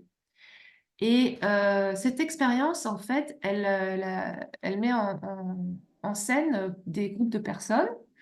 Et face à chaque personne, en fait, chacun a quatre jeux de cartes.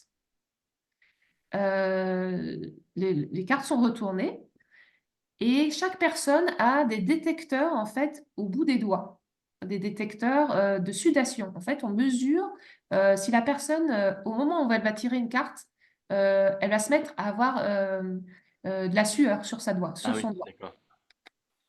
Donc, les personnes savent c'est un jeu de gain. Elles savent pas combien de cartes elles doivent tirer quand l'expérience s'arrête. Donc, elles sont dans l'incertitude. Elles sont placées un peu comme on disait tout à l'heure, dans le voyage. Tu n'as aucune règle quasiment, quoi. Tu sais que c'est un jeu de gain. Tu vas tirer des cartes qui vont te donner des gains et d'autres tu vas en perdre. Et tu as quatre jeux face à toi. Donc, elles commencent à tirer une première carte. Elles vont gagner 20 dollars. Donc, c'est un gain. Elles vont refaire un autre tirage. Elles vont en perdre 50. Mince, etc. Et les jeux de cartes sont, chacun ont leurs règles. C'est-à-dire que tu as des jeux où il y a beaucoup de gains et beaucoup de pertes. Tu as des jeux où tu as un pourcentage de gains plus important que de pertes, etc. Tu as quatre jeux différents. Mais elles n'ont pas les infos. Elles ne savent pas, en fait. Et l'expérience a montré que, au bout d'un certain temps, en fait, les personnes vont aller piocher sur le tas le plus sécure. C'est-à-dire Ah le oui, tas où il y a peut-être des gains inférieurs, mais il y a surtout moins de pertes.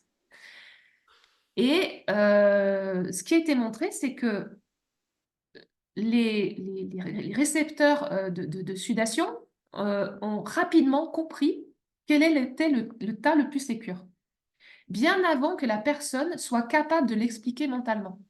C'est-à-dire qu'au bout d'un certain temps, toutes les personnes avaient compris, mais leur corps avait compris. J'ai pas retrouvé, parce que ça, c'est une expérience que j'ai voulu retrouver dans les pourcentages qu'ils donnaient, mais de mémoire, c'était 80% de fois plus rapide la sudation que le mental était capable de l'expliquer. Ça veut dire qu'il y avait quelque chose qui s'était activé. Donc, eux, ils ont voulu prouver l'intuition, mais pas que. Il y avait d'autres choses, d'autres éléments du cerveau qui voulaient prouver. Ils ont prouvé que le corps avait l'information bien avant que ça arrive en conscience dans le mental, sur un oui, rapport de vitesse de 80%. intéressant. Donc, donc ça, c'est pour des gens qui sont sceptiques, tu vois, dans les saint Thomas. Je parle au saint Thomas. euh, c'est des expériences qui nous aident à nous éduquer. Parce que, Mm. en fait, qu'est-ce qui se passe? Quand on parle d'intuition, on est sous-entendu, on va opposer le côté cartésien du non cartésien. On est d'accord, Patrice, là-dessus? Oui, tout à fait, tout à fait. Mm. Alors, justement, quand je disais tout à l'heure, je vais parler de Descartes. Parce que cartésien, ça vient de Descartes. Oui, Descartes, c'est donc ça, c'est une recherche que j'ai faite en préparant. Je trouve ça très intéressant. Euh, Descartes, c'est dans les années 1000, je cherche mes notes, 1500, par là, j'ai plus le 1500, 1600. Attends, je cherche si je trouve. Descartes, non, je ne l'ai pas noté, tant pis. Euh, Descartes, c'est je pense donc je suis, cogito ergo sum. Donc, c'est toute la recherche sur la pensée. Il a fait une théorie où il a opposé intuition et déduction. Donc, il y avait d'un côté l'intuitus et de l'autre côté déduction. D'ailleurs, intuition, ça vient de la chose qui est à l'intérieur, hein, Mhm. la connaissance intérieure. C'est ça le mot intuition. Donc, lui, il a commencé par opposer les deux dans les années 1600, hein, 1500, 1600. Donc après, il y avait déjà des choses avant, parce que quand j'ai regardé ça, il était dans un contexte où les jésuites, les gens qui suivaient Ignace de Loyola, euh, apprenait aussi à suivre d'une certaine manière, dans les exercices spirituels des jésuites, il y avait toute cette partie intuitive qui était importante, l'écoute intérieure, un peu au modèle Jonas, hein. C'est-à-dire écouter pour suivre sa voie divine, pour vivre sa plus grande capacité d'être. Aujourd'hui, on pourrait être la meilleure version de soi. Alors, Ignace de Loyola, on pourrait dire c'est ça, il a cherché la meilleure version de soi. Euh, et Descartes, lui, il a en fait scindé, et il a créé une scission en fait entre l'intuition et la déduction. Mais en fait, tout est dans tout est dans nos capacités. Et ce qu'il faut savoir, c'est que Descartes, quand il a commencé à faire ça, en fait, il a pas, il a été sa pensée, quand il l'a retracée, il était dans mode vigilance parce que c'était dans l'époque de Galilée. C'est important, je pense, de Oui, replacer ça oui, parce que dans l'intuition, il y a une forme de suspicion. Et j'ai l'impression que ça vient, dans mon ressenti quand j'ai fait ces recherches, j'ai l'impression que ça vient aussi de là, dans cette historique. Galilée, quand il a dit que en fait la Terre tournait autour du Soleil, euh, il a été très très attaqué. Il a été mis en procès. Il a dû y aller sur la pointe des pieds parce que c'était dangereux. Il remettait en cause les dogmes religieux, en fait. oui, Et c'est dans ce cadre-là que Descartes a commencé à parler d'intuition, de diviser. Donc, il est allé aussi, comme il voyait qu'il se passait pour Galilée, il s'est mis un frein, en fait. Il a pas développé complètement les choses comme il aurait aimé s'il avait eu une liberté de penser ou une liberté de poser ses recherches comme ça a été pour Galilée, en fait. Donc, on est quand on parle d'intuition, la suspicion qui est derrière, le fait de penser que quelqu'un d'intuitif est quelqu'un qui n'est pas ancré, par exemple, pas quelqu'un de perché ou quelqu'un qui n'est pas dans la réalité, euh, pourrait pour moi venir de là parce qu'il y a une forme de suspicion, tout à fait. une forme de peur derrière aussi sous-jacente, tu vois. Est-ce que je vais pouvoir affirmer que je suis quelqu'un d'intuitif et que je prends mes décisions par rapport à ça? Et là, hier, j'étais très intéressée parce qu'il y a énormément de livres et de thèses sur les prises de décision en management et l'intuition. Et ce qui a été montré, c'est que plus tu es dans des échelles, pardon, élevées, plus tu fais confiance à ton intuition pour prendre une décision. Plus tu es dans un poste à direction élevée, plus tu vas faire confiance. Et il y a beaucoup de recherches là-dessus.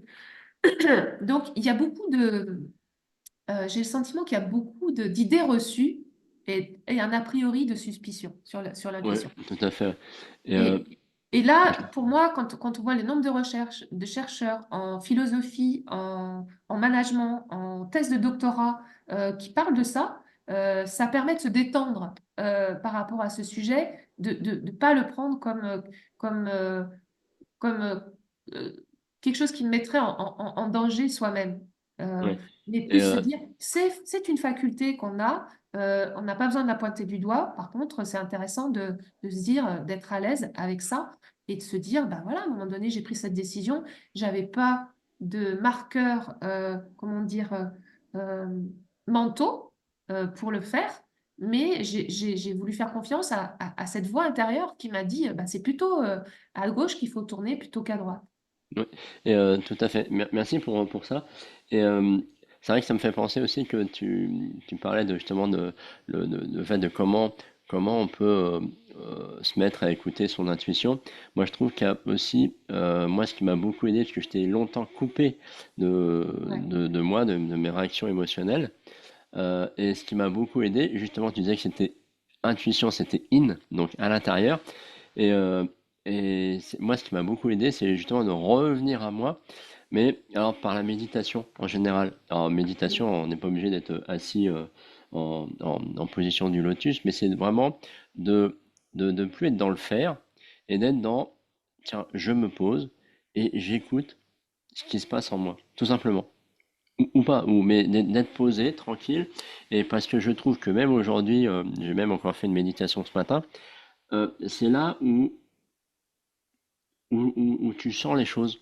Où si par exemple tu as des décisions, une décision, un choix à faire, euh, et moi c'est dans ces moments-là où je sens chez moi de la créativité arriver, où je sens justement des fois j'ai un ressenti pour tiens tu devrais faire ça, et quand j'y repense après ma tête elle me dit mais non tu vas pas faire ça. Mhm. Et c'est justement c'est en revenant, en arrêtant de faire, en se posant, Ouais. alors pas devant la télé, hein, évidemment, mais voilà, en étant dans le calme, en étant où tu peux être dans la nature, ça c'est encore mieux. Ça te permet vraiment d'être à l'écoute de ce que te dit ton corps en fait. Et c'est souvent dans Exactement. ces moments-là qu'il y a des choses qui ressortent. Et comme tu l'as dit, et comme moi je l'ai vécu dans cette expérience à Marrakech, c'est finalement de sortir de cette zone de confort et de dire, allez, pour cette fois-ci, je vais tester d'écouter. Et tu vois, et Ouais. c'est le meilleur moyen, c'est de dire, ah bah tiens, je devais faire ça, mon intuition me dit plutôt de faire ça. Bah, c'est de dire, ok, je le fais pas aujourd'hui, et c'est d'observer. Tiens, je l'ai pas fait, qu'est-ce qui s'est passé? Et la prochaine fois, c'est de suivre, qu'est-ce qui s'est passé? Ouais. Et en général, pour moi, jusqu'à présent, le fait de suivre cette intuition, ou pas, ça a vraiment donné les résultats, en fait. Et c'est exactement ça, Patrice, et ça me fait penser que on est dans une société où l'éducation qu'on a reçue, c'est une éducation du raisonnement. À l'école, on suit des raisonnements et c'est le raisonnement qui est valorisé. C'est pas l'intuition. Alors pour revenir à Descartes, justement, je suis pas allée au bout, c'est que lui, quand on parle de cartésianisme, quand on parle d'être cartésien, euh, il parle quand même des cartes, même s'il a scindé les deux, les deux parties, pour lui, il a repéré deux parties de l'intellect, qui n'en est qu'un. Il a quand même dit que la première chose était de se fonder sur l'évidence première. On pourrait dire que l'intuition, ça pourrait être, on dit, on n'a pas, c'est la première impression qui est la bonne, tu vois, C'est parce ça. qu'après, Mm. c'est la raison qui arrive. Elle Tout à arrive en fait. courant. Mais la première impression, c'est l'intuition, en fait. C'est la première chose qui va. Donc, lui, il met ça quand même en avant. Donc, pour moi, le mot cartésien, derrière, il a été dérouté, dévié de son sens premier. Mais lui, il dit bien, la première des choses dans la connaissance, c'est fonder tout son savoir sur une évidence première, connue par l'intuition. Voilà ce qui est dans la théorie de la connaissance de Descartes. Donc, Et, en fait, et après, on va rentrer dans être plus, euh, euh, aller chercher plus des informations, les comparer, etc. Mais la première chose, c'est l'intuition qui est la première information qui arrive. Donc ça, ouais. ça peut être un guide aussi de se dire, OK, c'est quoi ma première impression quand j'arrive là? Je me sens pas bien. Bon, ben, je vais pas insister, tu vois. Ouais, et merci pour ça. Excuse-moi, je t'ai interrompu. Vas-y. Non, mais, parce qu'en fait, ça me rappelle une conférence auquel j'ai assisté justement dans ce cadre-là avec Sonia Choquette. Elle faisait un exercice sur scène qui était intéressant.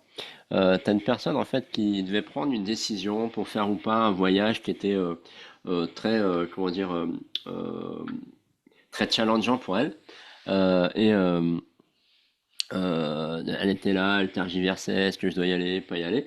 Et en fait, elle lui fait faire un exercice de respiration et corporel en même temps. Hmm. Dans le sens où un peu voilà, du mouvement et de la respiration d'une certaine façon, un peu comme pour asphyxier le mental pendant quelques minutes. Et après, elle lui dit, à un moment donné, elle lui dit, voilà, c'est bon, c'est quoi ta décision? Là, tout de suite, maintenant. Et la nana, elle a donné le premier truc. Elle a même été étonnée de sa réponse. Et Sonia Ouais. lui dit, c'est, ne cherche pas. C'est la voie que tu dois suivre par rapport à ce voyage. Oui, c'est ça. C'est super intéressant, bien sûr. Et c'est vrai que souvent, on veut revenir à la raison, on veut revenir. Et c'est vrai, hein, par rapport à ce que tu disais à l'école, à l'éducation, euh, on dit toujours, non mais tu pourrais pas réfléchir un peu? C'est ça. En fait, des fois, non, il n'y a pas à réfléchir. Et- Oui, et c'est ce que disait Descartes. D'abord, tu vas à la première évidence, ensuite, tu vas à l'analyse, j'ai retrouvé ce que je voulais dire, ensuite, l'ordre des pensées. oui, Et d'abord, l'évidence, tu vois? Et c'est ça qui met en avant, c'est quand même incroyable. Alors que quand on pense pas à ça dans le cartésianisme, on pense que tout ce qui est raison est opposé à oui, l'intuition. c'est Et vrai, en parce qu'on fait, c'est on pas dit une souvent, ah, opposition. oui, c'est vrai qu'on dit souvent, ah, C'est moi, un tu sais, je ordre suis de, cartésien. Pardon, c'est excuse-moi. ça. En fait, c'est un ordre de pensée, quoi. Mais souvent, on n'a pas appris à considérer la première chose, de Mm. suivre. Parce que aussi, il y a aussi ça, on a été déconnecté de notre corps, pour ceux qui ont du mal aussi à rentrer dans le corps, c'est que, alors j'ai encore le chat dans la gorge, pardon. Quand on s'est fait mal, enfant, bien souvent, derrière, mais non, mais c'est rien, c'est rien. T'as le genou en sang, mais c'est rien. Oui, oui, Donc, ça veut dire que l'information qui arrive n'est pas prise en... Enfin, ton corps dit quelque chose, mais il n'est pas pris en compte, c'est rien. c'est ça. Mais en fait, non, c'est pas rien. Il y a un signal, il se passe quelque chose, c'est peut-être pas grave, mais c'est pas rien, tu vois. Il se passe quelque chose, t'as mal, ton corps, il existe, il est vivant. Donc, tous ces signaux-là corporels, bien souvent, c'est aussi, quand je disais éducation, l'école, mais aussi euh, pour rassurer, on va dire c'est rien, mais c'est pas rien, Non, tu non, vois. c'est. Alors, moi, je voulais parler d'autre chose par rapport encore, peut-être pour donner encore une autre compréhension sur l'intuition. Je t'en prie. Pour moi, et ça rejoint l'idée de l'être divin qu'on est, l'être infini, qui englobe un être de raison, mais l'être de raison est une partie. Et cet être divin, dont je disais tout à l'heure qu'un des attributs, c'est la joie, hein. Quand on est dans la joie, on est dans son être divin, ce qui nous met en joie. Pour moi, l'intuition, c'est le bras armé, si on peut dire, de l'être divin. C'est l'outil qui va nous amener à ça. C'est l'outil qui va nous amener à une expérience complète de qui on est, Tout une à fait, ouais. expérience accomplie, ou une forme de plénitude. Et dans la couronne de la souveraineté de l'être, sur le cinquième panneau, le but ultime, c'est la plénitude de son être. Et c'est symbolisé par un énorme disque d'or avec une colombe qui passe devant. Donc il y a une forme de liberté, en fait. C'est pas un enfermement, au contraire, c'est une liberté. Donc pour moi, l'intuition, c'est l'outil qui donne cette liberté, qui conduit à cette liberté d'être pleinement. Et parfois, pour moi, l'intuition, c'est ce qui est entre les deux mondes, c'est-à-dire cet être dont on n'a mentalement pas conscience d'être, puisqu'on est dans des schémas qu'on a reçus, des schémas éduqués, etc. Cet être plein, et on est dans deux mondes, en fait. Il y a à la fois l'être plein et l'être matière, celui dans lequel on a conscience d'être. Et l'intercession de ces deux mondes, si on les imagine comme deux sphères. D'un côté, l'être divin, l'être plein qu'on est, si aussi divin te choque, on peut mettre plein, ton être complètement épanoui, ton être épanoui. Et de l'autre côté, ton petit toi qui a été éduqué euh, dans une forme qui est ce qu'elle est aujourd'hui, plutôt euh, bornée, j'allais dire, hein, dans le Mhm. sens avec des bornes, c'est-à-dire il y a des limitations euh, dans l'image que tu te fais de toi, dans l'image de ce que tu es capable de faire, etc.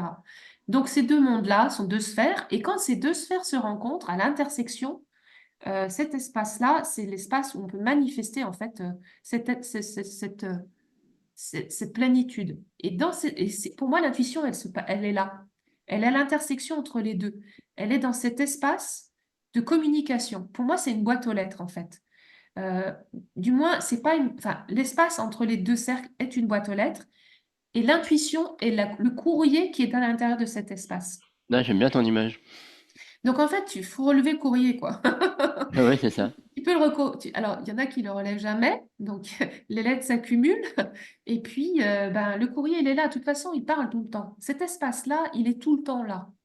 Et c'est à nous de nous y connecter. Donc, pour aller relever le courrier, quoi de mieux qu'un espace où tu es au calme avec toi-même, tu n'es pas en Exactement. interférence avec l'extérieur qui va capter ton intention, mais tu es juste avec toi-même et aussi possible le moins aux prises avec tes conditionnements mentaux. Donc ça s'appelle la méditation. Tu vois. Mais donc c'est un espace tellement important, précieux, sacré, où tu peux aller relever ton courrier, où tu peux aller avoir, ah tiens, il y a dans cet espace, il y a une information pour moi. Tout d'un coup, ça va être un ressenti ou ça va être une image, ou ça va être euh, un mot, ou ça va être un film qui va se développer devant tes yeux, de quelque chose que tu sais que t'as à faire, tu vois. Donc, pour moi, cet espace cet espace intersection des deux mondes, euh, entre ces deux sphères, il a un nom. Ça s'appelle la vessie de poisson. Je vais faire un peu des trucs. La vessie de poisson. Vesica piscis, très exactement, vessie de poisson, D'accord. et autrement dit la mandorle. La mandorle, c'est un symbole chrétien très connu. Quand tu vas dans les, dans les bâtiments, moi j'étais, par exemple, pour venir jusqu'ici, je me suis arrêtée à Rocamadour. Et pour Ah, moi, c'était un moment de jouissance parce que je me suis retrouvée devant une photo de Mandorle qui était mise sur le chemin de l'église pour aller dans le centre sacré de Rocamadour, où tu as la Vierge Marie à l'intérieur de la Mandorle. Très souvent, dans les édifices ou dans les sculptures ou dans les représentations de peinture, tu as la Mandorle qui est représentée, donc cet espace entre deux cercles, le divin et le matière, et tu as soit le Christ, soit enfin, un être particulier qui est représenté. Pour moi, c'est le sens de la chrétienté, pour moi, il est là. C'est que la parole et souvent, c'est la parole de la connaissance qui est représentée à l'intérieur de la mandorle. Et pour moi, je fais le lien complet avec l'intuition. Donc, pour les gens qui sont chrétiens, euh, je vous invite à vraiment aller au contact de votre intuition parce que c'est l'espace de réalisation, c'est l'espace où on est enseigné en fait par notre être-té intérieur. Donc la mandorle, la vessie de poisson, ça parle aussi de la baleine, du dernier panneau de la souveraineté, où c'est là où en fait on va pouvoir manifester qui l'on est vraiment. Donc c'est un enjeu majeur en fait, l'intuition, parce que c'est la guidance qui va te permettre d'aller vers qui tu es vraiment, ouais, qui va c'est te ce que. permettre d'exprimer ton plein potentiel. Tu vas rayonner à partir de ça. Quelqu'un qui est dans tous ses attributs personnels, donc là, on peut rajouter ce que tu disais tout à l'heure par rapport à, euh, comment dire, les animaux totems, c'est des Hmm. attributs de son être, c'est des caractéristiques personnelles. Quand tu vas les habiter pleinement, tu vas être en joie parce que tout ça, c'est extrêmement, là on parle de la jouissance, c'est extrêmement jouissif en fait. Tu es dans un jus de ton être, d'être-té, qui est extrêmement jouissif, et là tu débordes et tu rayonnes.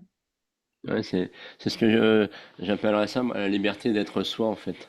Mais exactement, la liberté d'être soi, c'est autrement dit exactement, tu viens de résumer en quelques mots. C'est exactement ça. Mais il y a une grande jouissance, il y a une grande joie. Donc pour moi, derrière l'intuition, c'est ça qui se cache. C'est que si tu suis ton intuition, c'est là qu'elle t'emmène et nulle part ailleurs. Ok, super, Claire. Ben, merci pour tout ça. Je pense qu'on arrive au bout d'un certain temps parce que je pense qu'on peut encore en discuter longtemps. Ouais, mais Euh, moi je crois que c'est bien. Là, je pense que je tout a pense été qu'on a dit. déjà fait pas mal le tour. Donc, Ouais. moi, ce que je dirais un peu en synthèse, c'est que euh, bah, prenez du temps pour vous, pour être avec vous et écoutez ce que vous ressentez déjà, sans chercher à prendre une décision, mais écoutez. Et comme je le dis à chaque fois, sur ce que j'appelle moi votre cahier d'émotions, vous pouvez rajouter un chapitre d'écoute de soi, c'est-à-dire là, tu es posé quelque part, assis, tu observes peut-être la nature ou tu fais ta méditation. Quel message, quel mot te vient? Quel dessin si tu dessines.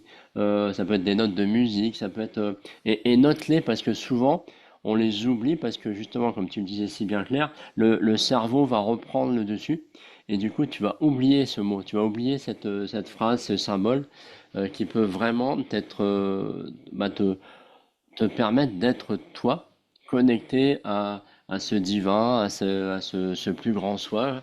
Et je trouve ça vraiment super. Donc, et surtout, bah, ne perdez pas le fil, notez, notez, et puis de temps en temps, comme on le disait tout à l'heure, bah, testez quoi. Euh, si tu ressens un truc, si c'est un choix, une décision, un truc à faire que t'as pas envie, ou bah, teste de le faire selon ce que tu as entendu ou pas. Et puis, bah, note tes différences, quoi. Je sais pas si tu as d'autres choses à rajouter, Claire. Oui, bah, j'adore ton côté hyper pratique. Il y a une chose qui m'est venue en t'écoutant, c'est que bien souvent, l'intuition vient nous challenger sur la question de l'attachement. Oui. Parce que si ton intuition te dit de partir, eh ben, c'est ton attachement qui va être challengé. Donc, ça fait partie des douleurs et de l'apprentissage de la souveraineté de l'être. L'apprentissage du détachement, apprendre à laisser partir ce qui doit partir et de suivre ce flux. Voilà, moi c'est ça que je voulais juste peut-être ajouter à qui a été dit qui n'avait pas encore été mentionné, mais c'est tout ce qu'il y a derrière les enjeux, derrière l'intuition. C'est parfois se sentir coupable, parfois d'accepter de laisser partir soi-même dans une expérience ou d'autres dans leurs propres expériences quand ils suivent leur propre intuition Mm. et d'être confiant que l'intuition toujours va te guider là où tu vas être le meilleur de toi-même, là où tu vas vivre la plus belle expérience de toi-même. Et il y a des étapes à passer, des moments qui sont parfois qui te mettent en inconfort, mais ce sont des étapes, ce sont des transitions. Oui. Voilà. Mais surtout qu'une chose qu'on n'a pas du tout dit, c'est que l'intuition ne t'emmènera jamais là où il ne faut absolument pas que tu ailles. C'est ça, c'est ça, C'est toujours pour t'emmener dans du challenge parfois, peut-être très fort, mais toujours dans ta sécurité en fait, c'est ça. paradoxalement. Exactement, exactement. Je te rejoins, je plus sois.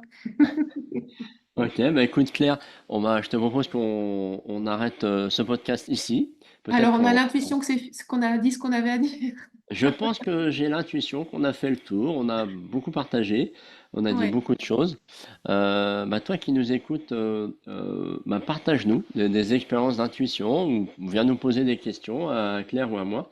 On répondra avec grand plaisir. Fais-toi plaisir et puis partage-nous bah, ce que tu as vécu, ce que tu as ressenti, quelle intuition tu as eu à l'écoute de ce podcast sur les intuitions. C'est Merci toujours à toi.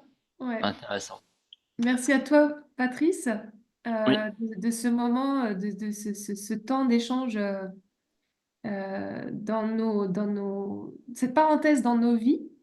Euh, et en tout cas, je formule le souhait que ça puisse apporter des réponses, que ça puisse apporter de la confiance dans cette voie intérieure, dans tous les sens du terme, VOIX et VOIE, la voie à suivre et la voie qu'on entend, et pour être sûr que c'est vers le mieux. Voilà. Merci, merci Patrice. merci Claire. Sur ce, je vous dis à ciao et à bientôt pour le prochain épisode. Salut! Ciao.